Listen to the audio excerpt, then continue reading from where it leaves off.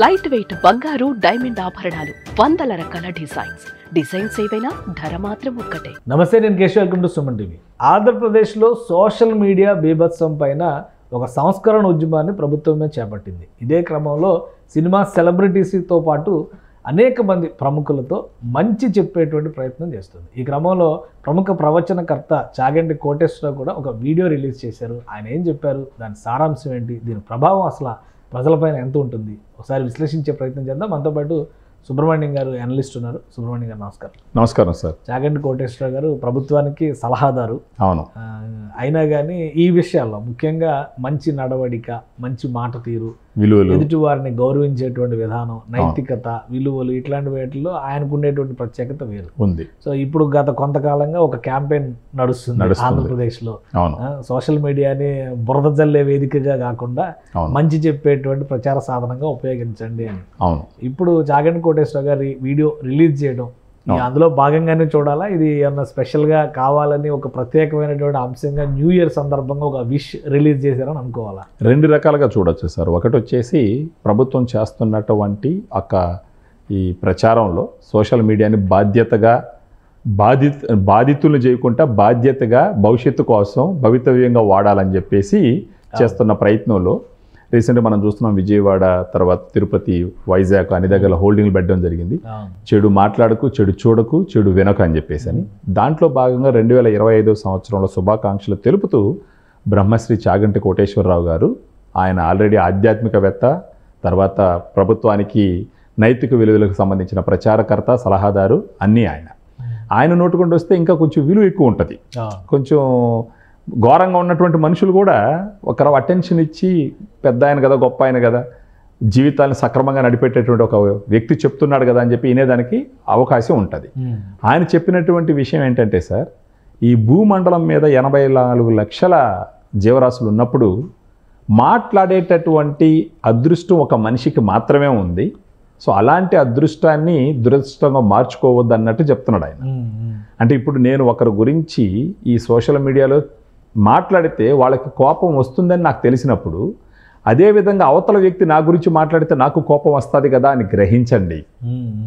అసత్యాల ప్రచారం చేయొద్దు, దోషణలు చెయ్యొద్దు అని చెప్పేసి చెప్తూ మాట్లాడుతూ ఉన్నారు. దాంట్లో భాగంగానే ఇప్పుడు మీరు చూసినారంటే రీసెంట్గా కూడా మనకు శ్రీలీల కానీ, తర్వాత సిద్ధార్థ్ కానీ, అడవిశేష్ కానీ, వీళ్ళందరూ వచ్చేసి దీన్ని మంచికే వాడండి అంటే ఆయన ఏమంటాడంటే, ఎదుటి వాళ్ళని సంతోషపరచడానికి వాడుకోండి, అంతేగాని ప్రత్యేకించి కుటుంబ సభ్యులు, మహిళలు, పిల్లల మీద అసభ్య పదజాలము అలాంటివి వాడద్దు, ఇది మంచిది కాదు అన్నట్టు చెప్తున్నారు సార్. అంటే దీని ప్రభావం ఏమైనా ఉంటుందా? ఎందుకంటే చెప్పడం మన బాధ్యత, చెప్పారు అనుకుంటే వినేవాళ్ళు కూడా ఉండాలి కదా. సరే, వాతావరణం వినే పద్ధతి ఉందా? ఉంటుంది సార్. ఎందుకంటే ఇప్పుడు ఇలాంటి ఒక పరిస్థితులు ఇంతకు ముందర మనం చూడలేదు. ఇప్పుడు మళ్ళీ ఇంకొక పాయింట్ చెప్పుకోవాలి సార్. మన చుట్టుపక్కల ఉన్న వాతావరణం ఇన్ఫ్లుయెన్స్ని బట్టి మన నడవడిక, మన ఆలోచన విధానము, మనం తీసుకున్నటువంటి నిర్ణయాలు ఉంటాయి. ఇప్పుడు అది పనిగా ఎంతోమంది మీడియా ద్వారా వచ్చి ఈ సోషల్ మీడియా వాడడం మంచిది కాదు, దాంట్లో వాళ్ళు అవలంబించాల్సినటువంటి విధానాన్ని గురించి పదే పదే చెప్తున్నప్పుడు అందులో గవర్నమెంట్ పక్క నుంచి వస్తుంది అని అంటే రెండు రకాలుగా అర్థం చేసుకోవాలి. ఒకటి, మంచిగా చెప్తున్నారు, దీన్ని అతిక్రమిస్తే వాళ్ళు తీసుకునే నిర్ణయాలు కూడా వేరే రకంగా ఉంటాయన్న మెసేజ్ అయితే పోతూ ఉంది. అందులో చాగంటి కోటేశ్వరరావు గారు లాంటి వాళ్ళు చెప్పినప్పుడు ఆయనకి అంటూ ఒక ఫ్యాన్స్ ఉంటారు కదా సార్. ఆ ఫ్యాన్స్లో కూడా కొంతమంది ఇంతకు ముందర ప్రభుత్వాల ప్రోద్బలంతో ఏదో రకంగా చెడు మార్గంలో నడిచిన సందర్భాలు ఉంటాయి. ఇప్పుడు వాళ్ళందరూ కూడా గురువు గారు ఇలా చెప్పినారు అని అంటే బహుశా ఇది మంచి పద్ధతి కాదేమో, మనం మాట మార్చుకుందాం, పద్ధతి మార్చుకుందాం, విధానం మార్చుకుందాం అని ఆలోచించేదానికి అవకాశాలు ఎక్కువ ఉంటాయి కదా. సో ఇలాంటి ఒక సమాజంలో గొప్ప వ్యక్తిత్వం, స్థానం ఉన్నటువంటి వాళ్ళు ఎంతోమంది ముందరకు వచ్చి ఇలాంటి ప్రచారాలు చేస్తే గనక ఖచ్చితంగా ఎక్కువ మంది మారేదానికి అవకాశాలు ఉంటాయి. పూర్తిగా మారిపోతారని మనం అనలేం, కానీ ఎక్కువ మంది మారేదానికి అవకాశాలు అయితే చాలా ఎక్కువ ఉంటాయి. తద్వారా ఏమవుతుందంటే పూర్తి ప్రవర్తన, రాష్ట్రం యొక్క నడవడిక అనేది మారిపోతుంది. మారిపోయిందంటే ఏమవుతుంది, ఈ టెన్షన్స్ తగ్గుతాయి, గొడవలు తగ్గుతాయి, ఒకరినొకరు హేట్రెడ్ స్పీచ్ తగ్గుతుంది. అప్పుడు అందరిని అభిమానించుకోవడం మొదలు పెడతారు. అప్పుడు ఆ పార్టీ ఈ పార్టీ అని కాకుండా ఎన్నికలు జరిగేటప్పుడు ఉంటాయి ఒకసారి సార్.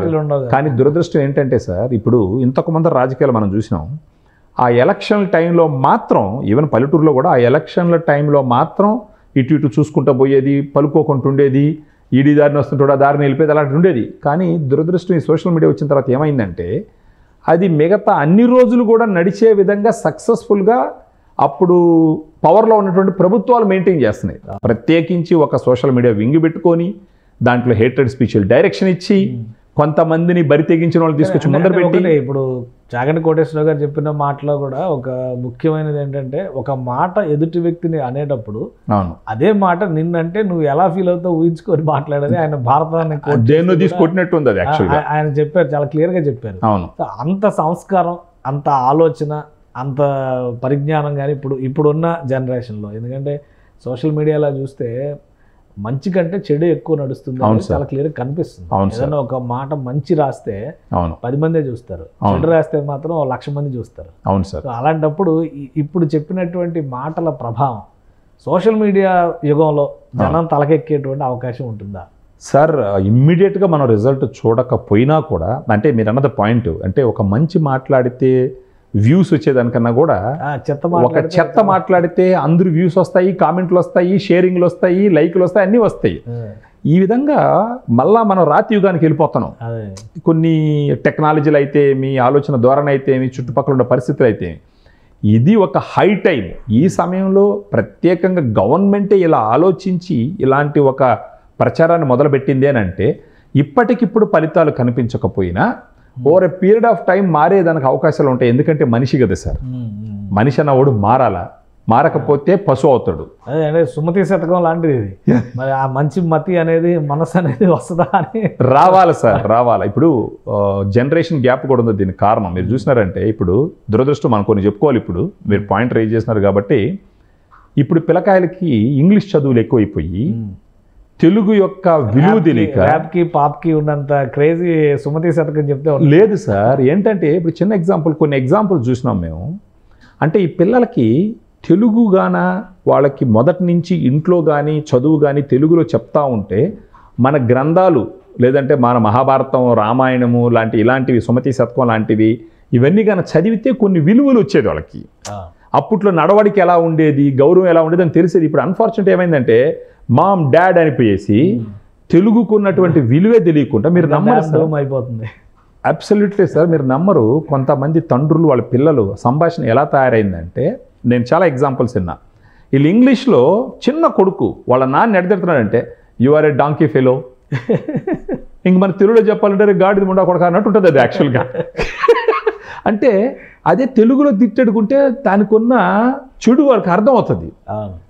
నేను ఇంకొక ఎగ్జాంపుల్ కూడా విన్నాను. యాక్చువల్గా కోవిడ్ టైంలో ఒక చిన్న అలజడి జరిగేది సార్. ఒక చిన్న పిల్లడు ఇంగ్లీష్ మీడియంలో చదువుకున్న వాళ్ళ నాన్ని, what you are a idiotic father, you don't know how to take care of your children, what father you are a nonsense fellow, you are not a dad at all, you are not a human being at all.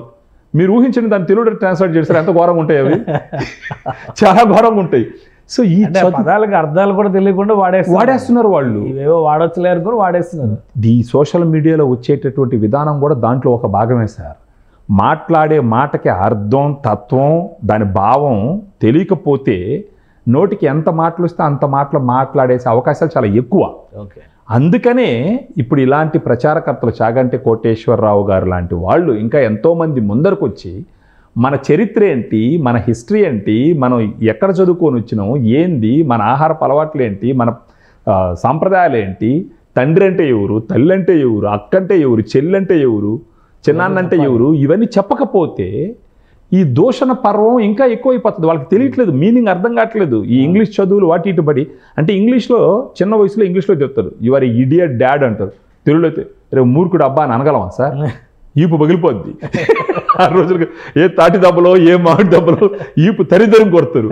అవి తెలియక ఇలా తయారైపోయినారు. So ఇలాంటి సమయంలో చాగంటి కోటేశ్వరరావు గారు లాంటి వాళ్ళు వచ్చి మనకు ఉన్నటువంటి సాంప్రదాయాల గురించి చెప్పి గవర్నమెంట్ కూడా భాగం అయ్యి, ఈవెన్ ఇప్పుడు సోషల్ మీడియాలో ప్రచారం చేస్తున్నటువంటి సెలబ్రిటీలు కూడా మన హిస్టరీని టచ్ చేస్తూ మాట్లాడాలి. అంటే తల్లి తండ్రి గురువు దైవం అన్నారు, తల్లి తండ్రి గురువు దైవం అన్నారు.